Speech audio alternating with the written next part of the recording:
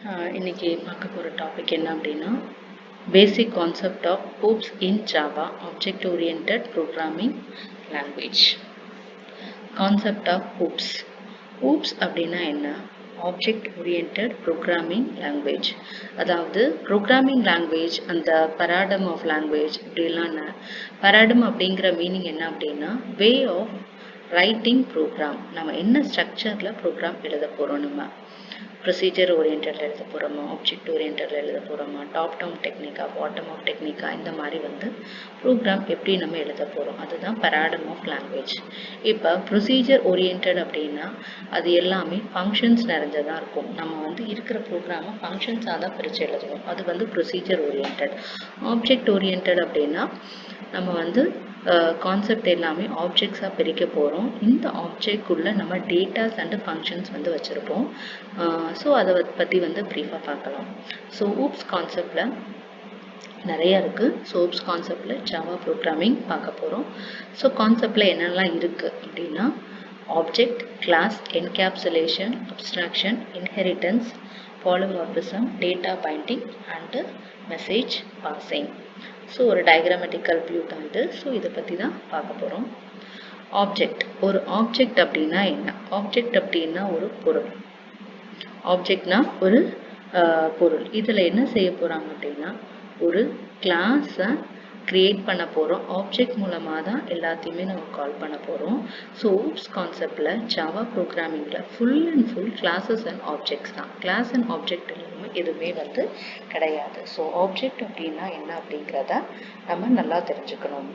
So இதில் an object can be defined as an instance of the class. So கிளாஸில் இருக்கக்கூடிய ஒரு instance தான் ஆப்ஜெக்ட் அப்படிங்கிறது. ஸோ ஆப்ஜெக்டை கிரியேட் பண்ணணும்னு என்ன ஆகும், மெமரியில் ஸ்பேஸ் அலோகேட் ஆகும். ஸோ நம்ம ப்ரோக்ராமில் என்ன செய்ய போகிறோம் அப்படிங்கிறத நிறைய கிளாஸஸ் வச்சுருப்போம். எத்தனை கிளாஸஸ் க்ரியேட் பண்ணாலும் அதற்குரிய ஆப்ஜெக்டை நம்ம க்ரியேட் பண்ணிடுவோம். ஸோ ஆப்ஜெக்ட் என்ன இருக்கும் அப்படின்னா address and take some space in the memory. அதாவது ஒரு ஆப்ஜெக்டை நம்ம க்ரியேட் பண்ணோன்னு மெமரியில் ஸ்பேஸ் அலோகேட் ஆயிரும். அதுதான் ஆப்ஜெக்ட் அப்படிங்கிறது. Any entity that has state and behavior is known as an object. அது ஒரு ஆப்ஜெக்டை கிரியேட் பண்ணோம் அப்படின்னா அதுக்குன்னு நிறையா ஸ்டேட்ஸ் அண்ட் பிஹேவியர் இருக்கும். இப்போ இந்த எக்ஸாம்பிளில் நிறையா ஆப்ஜெக்ட், இது எல்லாமே ஆப்ஜெக்ட் தான். ஒரு chair, table, pen, bike, car. So இது எல்லாமே என்னது ஆப்ஜெக்ட் தான். ஸோ இது எல்லாமே என்ன ஃபிசிக்கல் அண்டு லாஜிக்கல். அதாவது ஃபிசிக்கலாக நம்ம பார்க்கக்கூடியது. அதே மாதிரி ஒரு ஃபேன் என்னெல்லாம் செய்யும், ரன் பண்ணலாம், ரிப்பேர் பண்ணலாம், மூவ் பண்ணலாம், இந்த மாதிரியான நிறைய ஃபங்க்ஷன்ஸ் எல்லாமே இருக்குது. ஸோ ஆப்ஜெக்ட் அப்படிங்கிற ஒரு பொருள் வச்சு தான் நம்ம அடுத்த ப்ராசஸை நம்ம செய்ய போகிறோம். கிளாஸ் அப்படின்னா என்ன? Collection of object is called a class. ஓப்பனாக சொல்லணும், கரெக்டாக ப்ரீஃபாக சொல்லணும் அப்படின்னா it is and blueprint தான் கிளாஸ் அப்படிங்கிறது. Blueprint of the object. நிறைய ஆப்ஜெக்டை கலெக்ட் பண்ணி தான் ஒரு கிளாஸ் அப்படின்னு சொல்லுவாங்க. இது logical entity. Class can also be define as a blueprint from which you can create an individual object. Class does not consume any space. Class என்ன பண்ணுறோம், கிளாஸை கிரியேட் பண்ணுறோம். ஆனால் அதில் உள்ளே இருக்கக்கூடிய ஆப்ஜெக்ட் மூலமாக தான் எல்லாமே செயல்பட போகுது. ஆப்ஜெக்டை நம்ம கிரியேட் பண்ண அப்படியே தான் ஸ்பேஸ் அலோகேட் ஆகும். மறுபடியும் இந்த கிளாஸையே நம்ம ரன் பண்ண வைக்கணும் அப்படின்னா ஆப்ஜெக்ட் மூலமாக தான் நம்ம ரன் பண்ண வைக்க முடியும். அப்போ ஆப்ஜெக்ட் இல்லாமல் கிளாஸ் கிடையாது. கீழே ஒரு எக்ஸாம்பிள். இப்போ சப்போஸ் கிளாஸ் கார் அப்படின்னு சொல்லி எடுத்தோம்னா என்ன இருக்கும், கிளாஸில் காரில் நிறைய மாடல் இருக்குது. Ford model, Toyota model, squeeze, அந்த மாதிரி சொல்லி நிறைய மாடல்ஸ் இருக்குது. அப்போ இப்போ புரிய ஆப்ஜெக்ட் அப்படின்னா என்ன அப்படின்ட்டு.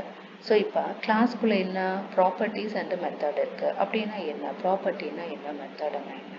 ப்ராப்பர்ட்டிஸில் என்ன சொல்ல போகிறாங்க அப்படின்னா டேட்டாஸ் எல்லாமே. இப்போ ஒன்று காருன்னு எடுத்தோம் அப்படின்னா இப்போ ஃபோர்டுக்குன்னு சொல்ல ப்ராப்பர்ட்டிஸ் அண்ட் மெத்தட்ஸ் இருக்கும், டொயோட்டாக்கு வேறு ப்ராப்பர்ட்டிஸ் அண்ட் மெத்தட்ஸ் இருக்கும். அதாவது எல்லாத்துலேயுமே காமனாக என்ன இருக்கும், எல்லாத்துலேயும் name, model number, registration number, இந்த மாதிரியான ஆட்ரிபியூட்ஸ் எல்லாமே சேமாக இருக்க போகுது. ஆனால் எல்லாமே கொஞ்சம் டிஃபர் ஆகும்.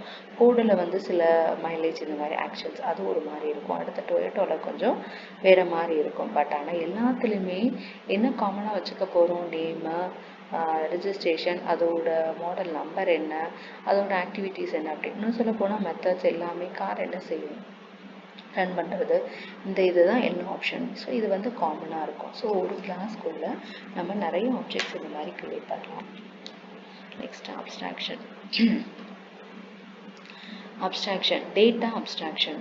ஸோ நம்ம ஓப்ஸ் கான்செப்டில் ரொம்ப முக்கியமான ஒரு பில்லர்ஸ் ஆஃப் தி கான்செப்ட் அப்படின்னாலே அது டேட்டா அப்ஸ்ட்ராக்ஷன் தான். டேட்டாவை என்ன செய்யும் அப்படின்னா அப்ஸ்ட்ராக்ட் பண்ணி வைக்க போகுது. எல்லாத்துக்கும் எல்லா டீட்டெயில்ஸும் வந்து கொடுக்கக்கூடாது. இதில் வந்து டேட்டா ஹைடிங் அப்படிங்கிற கான்செப்ட் எல்லாமே இருக்குது. நம்ம ஒரு ப்ரோக்ராமுக்கு நிறைய கிளாஸ் க்ரியேட் பண்ணுறோம், கரஸ்பாண்டிங் ஆப்ஜெக்ட் வந்து க்ரியேட் பண்ணுறோம். எனக்கு எல்லாருமே எல்லா கிளாஸையும் வந்து ரீட் பண்ணக்கூடாது. அப்போ நான் என்ன பண்ணுறேன், இதில் டேட்டாவை ஹைட் பண்ணுறேன். ஸோ வெளியில் வந்து யாருக்குமே தெரியக்கூடாது. அதே மாதிரி கரெக்டாக வேணுங்கிறத மட்டுமே ஃபில்டர் பண்ணி யூஸ் பண்ணக்கூடிய கான்செப்ட் எல்லாத்துலேயுமே இதில் இருக்குது. Data abstraction may also be defined as a process of identifying only the required characteristics of an object, ignoring the irrelevant details.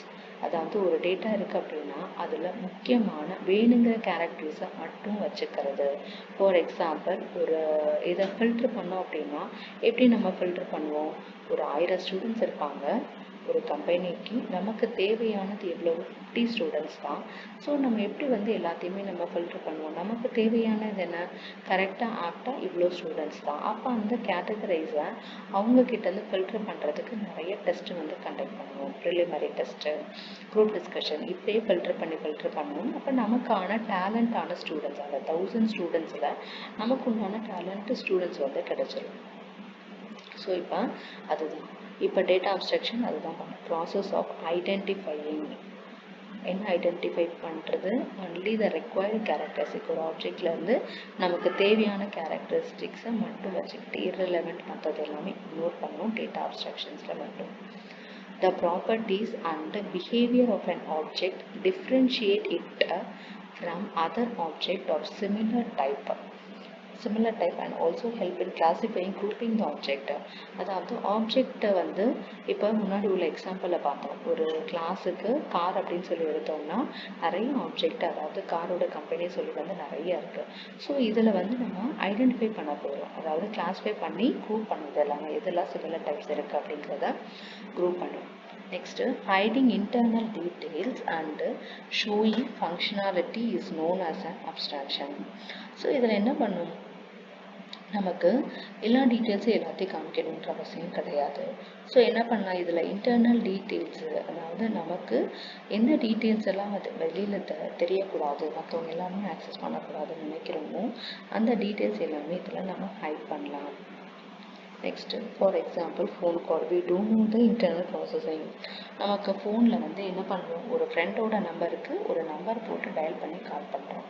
அவங்க வந்து எங்கேயோ இருக்காங்க, அந்த காலுக்கு வந்து எப்படி கனெக்ட் ஆகுது அப்படிங்கிற இன்டர்னல்லாம் நமக்கு தேவை கிடையாது. நமக்கு தேவை என்ன, ஒரு நம்பர் போடுறோம், கால் பண்ணுறோம், அவங்க எடுத்து பேசுகிறாங்க, அது மட்டும்தான். ஸோ நமக்கு அந்த இன்டர்னல் ப்ராசஸிங் எதுவுமே தெரியாது. ஸோ டேட்டா அப்ஸ்ட்ராக்ஷன்ஸ்லையும் அதே மாதிரி தான்.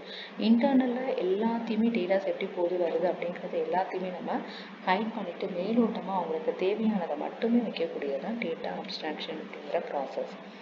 டேட்டா என்கேப்சுலேஷன், இதுவும் வந்து ரேப்பிங் அப் ஆஃப் டேட்டாஸ். இதையும் வந்து அதே மாதிரி தான் டேட்டா வந்து பைண்ட் பண்ண போகிறோம். இந்த இதுலையும் டேட்டா ஹைடிங் எப்படி அப்படிங்கிறத ப்ரீஃபாக சொல்லுவாங்க. It is defined as a wrapping up of data under a single unit. It is a mechanism that binds together the code and the data it manipulates. இதில் என்ன பண்ண போகிறோம், டேட்டாவை ஹைட் தான் இதுலேயும் பண்ண போகிறோம். So data abstraction and encapsulation தான் it is the concept. In encapsulation, the data in a class is hidden from other classes, which is similar to what data hiding does. So the term encapsulation and data hiding are used interchangeably. So ரெண்டுமே it is a similar தான். So data எப்படி hide பண்ணுறாங்க அப்படிங்கிறது concept same as it is. So encapsulations of data, ஒரு டயக்ராமோ ஒரு class இருக்குது அப்படின்னா என்ன செய்ய போகிறோம், மெத்தட்ஸ் அண்ட் வேரியபிள் தனித்தனியாக பிரிக்க போகிறோம். மெத்தட்ஸ் அப்படிங்கிறது என்ன ஃபங்க்ஷன்ஸ் தான், வேரியபிள்ஸ் அப்படிங்கிறது ஒரு ப்ரோக்ராமில் நம்ம என்னென்ன வேரியபிள் யூஸ் பண்ண போகிறோமோ அதுதான். நெக்ஸ்ட்டு இன்ஹெரிட்டன்ஸ் அப்படிங்கிற கான்செப்ட் எதுக்காக, ரொம்ப கஷ்டமான காம்ப்ளெக்ஸான ப்ராப்ளம்ஸ் எல்லாமே இன்ஹெரிட்டன்ஸ் மூலமாக நம்ம சிம்பிளாக வந்து இதில் ஹேண்டில் பண்ணிடலாம். இன்ஹெரிட்டன்ஸ் அப்படின்னா என்ன, காமனாக இன்ஹெரிட்டன்ஸ் அப்படின்னா நம்ம ஆல்ரெடி நம்ம படிச்சிருப்போம் பேரண்ட் சைல்ட் ரிலேஷன்ஷிப். ஸோ கிராண்ட் ஃபாதர்லேருந்து ஃபாதர் மதர்லேருந்து சில்ட்ரன், அதாவது grandson and daughter. So இதுதான் வரும். ஸோ அதே மாதிரி ஃபர்ஸ்ட் வந்து ஒரு கிளாஸை கிரியேட் பண்ணுறோம் அப்படின்னா அது பேஸ் கிளாஸ், அந்த பேஸ் கிளாஸ்லேருந்து இன்னொரு கிளாஸை டெரைவ் பண்ணுறோம் அப்படின்னா டெரைவ்டு கிளாஸ். அப்படிங்கிறப்ப என்ன ஆகுது, பேஸ் கிளாஸில் என்னெல்லாம் ப்ராப்பர்ட்டிஸ் இருக்கோ அது எல்லாமே இன்ஹெரிட் பண்ணி வரக்கூடியதான் டெரைவ்டு கிளாஸ் அப்படிங்கிறது. ஸோ என்ன அப்படிங்கிறத பார்ப்போம். Inheritance is one of the key features of OOP that allows us to create a new class from an existing class. So ஒரு நியூ கிளாஸ்லேருந்து எக்ஸிஸ்டிங் கிளாஸ்லேருந்து இன்னொரு கிளாஸை நம்ம ஏற்கனவே இருக்கிற கிளாஸ், அதாவது ஒரு கிராண்ட் ஃபாதர் இல்லாமல் ஃபாதர் மதர் கிடையாது, ஃபாதர் மதர் இல்லாமல் சில்ட்ரன்ஸ் வந்து கிடையாது. ஸோ ஏற்கனவே ஒரு எக்ஸிஸ்டிங் இருக்கிற கிளாஸில் இருந்து தான் இன்னொன்று க்ரியேட் பண்ணக்கூடியதான் என்னது, it is a new class, derived class create பண்ண போகிறோம். அந்த நியூ கிளாஸ் என்னது, அந்த நியூ கிளாஸ் என்ன சொல்கிறாங்க, the new class that is created is known as the subclass child or derived, and the existing class from where the child class is derived is known as a superclass parent class. Class derived colon public base. இதுதான் வந்து syntax. Class derived public base. இது என்ன அப்படின்னா, public base அப்படிங்கிறது ஏற்கனவே இருக்கும், அதுலேருந்து இன்னொரு கிளாஸ் தான் நம்ம டிரைவ் பண்ண போகிறோம். கீழே ஆஸ் யூஷுவல் கிளாஸ் மெம்பர்ஸ் கொடுப்போம்.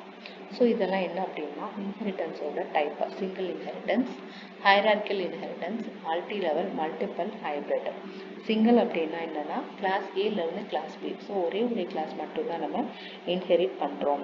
நெக்ஸ்ட்டு வந்து ஹைரார்கிக்கல் அப்படிங்கிறது கிளாஸ் ஏலேருந்து ஒரு ட்ரீ பேஸ்ட் ஸ்ட்ரக்சர் மாதிரி, ஒரு மரத்துலேருந்து பல கிளைகள் உருவாக்குற மாதிரி class B, class C, class D, E F அந்த மாதிரி வந்து நம்ம பாட்டு கிளைகள் மாதிரி அடுத்தடுத்து நம்ம க்ரியேட் பண்ணிக்கிட்டே இருக்கலாம். மல்டி லெவல் அப்படிங்கிறது என்ன அப்படின்னா கிளாஸ் ஏலேருந்து கிளாஸ் பி, கிளாஸ் பிலேருந்து கிளாஸ் சி, கிளாஸ் சிலேருந்து கிளாஸ் டி, இந்த மாதிரி வந்து அடுத்தடுத்த லெவல் போய் க்ரியேட் ஆகிட்டே இருக்கும். மல்டிபிள் அப்படிங்கிறது ரெண்டு சப் கிளாஸ்லேருந்து ஒரு சூப்பர் கிளாஸ் க்ரியேட் பண்ணுறது தான் மல்டிபிள் இன்ஹெரிட்டன்ஸ், அதாவது class A, class B, then அதுலேருந்து இன்ஹெரிட் பண்ணுறது தான் கிளாஸ் சி அப்படிங்கிறது. ஹைப்ரிட் அப்படிங்கிறது காம்பினேஷன் ஆஃப் 2-3 இன்ஹெரிட்டன்ஸ் தான். அதாவது இப்போ இந்த டயக்ராம் பார்த்தோம் அப்படின்னா கிளாஸ் ஏலேருந்து class B, class A. So இது என்ன type, hierarchical inheritance. Hierarchical inheritance தான் இந்த மாதிரி வரும். இதே இது இன்னொரு பக்கம் பார்த்தா கிளாஸ் ஏலேருந்து கிளாஸ் பி, கிளாஸ் பிலேருந்து கிளாஸ் டி, மல்டி லெவல் சொல்லலாம். ஸோ இந்த டயக்ராமே ரெண்டாக பிரித்தோம் அப்படின்னா இந்த பக்கம் மல்டி லெவல் அப்படின்னு சொல்லலாம். அதேக்கப்புறம் இன்னொரு இது கான்செப்டும் சொல்லிக்கலாம், நம்ம மல்டிபிள்னு சொல்லிக்கலாம். கிளாஸ் பி, கிளாஸ் சிலேருந்து கிளாஸ் டி போடுறோம், ஸோ அது வந்து மல்டிபிள்னு சொல்லலாம். Next polymorphism. பாலிமார்பிசம் அப்படின்னா என்னென்னா, அதாவது ஃபங்க்ஷனோட பேர் ஒன்றா இருக்கும் ஆனால் வந்து செயல்படக்கூடியது வேறு. ஒரே ஒரு வெல் செட் எக்ஸாம்பிள், நம்மளோட ரியல் டைம் எக்ஸாம்பிள் நம்ம தான். ஒரு பையன் இருக்கான் அப்படின்னா அவன் ஸ்டூடெண்ட்டாக இருக்கும்போது அவன் என்ன பிஹேவியராக இருக்கும், அதே மாதிரி ஃப்ரெண்ட்ஸ் கூட இருக்கும்போது அவன் வந்து எப்படி இருப்பான், அதே மாதிரி அவன் வீட்டில் பேரண்ட்ஸ் கூட இருக்கும்போது அவன் எப்படி இருப்பான். ஸோ ஒரே பையன் வேறு வேறு வந்து பிஹேவியர். ஸோ அதுதான் வந்து well set example for the polymorphism.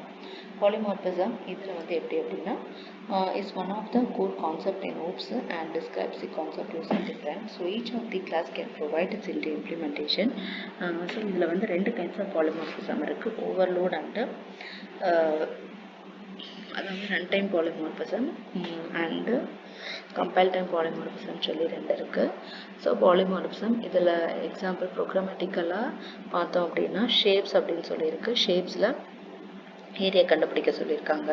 So மேலே ஷேப் அப்படிங்கிறது காமனாக இருக்குது, ஆனால் கீழே என்னென்ன ஷேப்லாம் நம்ம கண்டுபிடிக்கலாம். எல்லாத்துலேயுமே வந்து காமனாக ஒரே ஃபங்க்ஷன் தான் ஏரியா அப்படின்னு சொல்லி வச்சுருக்கோம். ஃபங்க்ஷனோட பேரும் வந்து ஏரியா அப்படின்னு சொல்லி ஒன்று தான் வச்சுருக்கோம்.